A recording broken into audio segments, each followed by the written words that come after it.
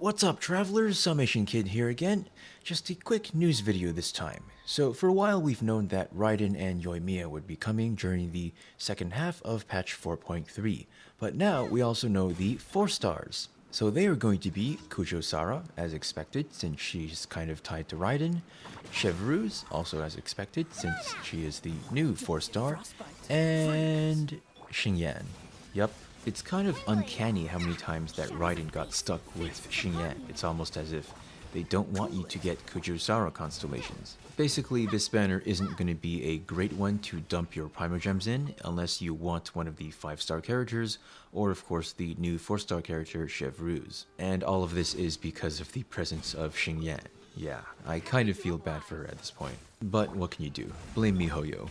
At least that means Xingyan won't be around to ruin the Cloud Retainers banner, which is coming next patch. Speaking of next patch, we also happen to know the 5 stars of patch 4.4 as well. So the first half of patch 4.4 is going to feature Xiao as well as Xianyun, which is the Cloud Retainer's character name. Kind of makes sense that the two of them are together, not just for lore purposes, but also because she is kind of a plunge attack supporter, and Xiao is kind of the only real plunge attacker in the game, as of now anyway. On the other hand, this means that if you really want to effectively utilize the Cloud Retainer, you may have to get Xiao. Now, the Cloud Retainer does also enable other characters to do plunge attacks, but this is kind of limited.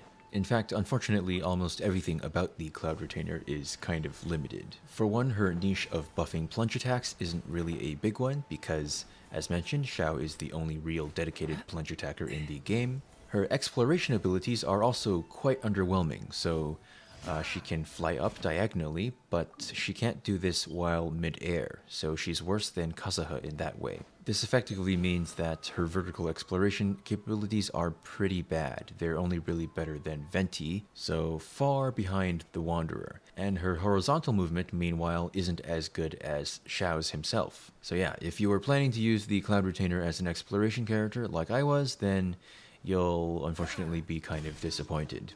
The only real good thing about the Cloud Retainer is her burst, and even then she kind of suffers from energy issues that you will need her best-in-slot weapon or her constellations to help fix.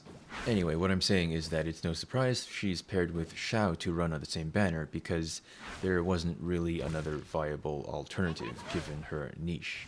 But that's enough of that. Let's move on to the second half of patch 4.4, which is going to feature Nahida and Yai Miko. Again, two characters that work really well together, the Danger Archon and one of the best off-field Electro Appliers, but in other ways quite the opposite given how pure Nahida is and how, not pure Yai Miko is, you know, mentally. Anyway, that's about it for this video, guys. I hope that helped you plan your Primogem spending. As always, if you haven't already, do subscribe for more Genshin news and other videos, and I will see you guys next time.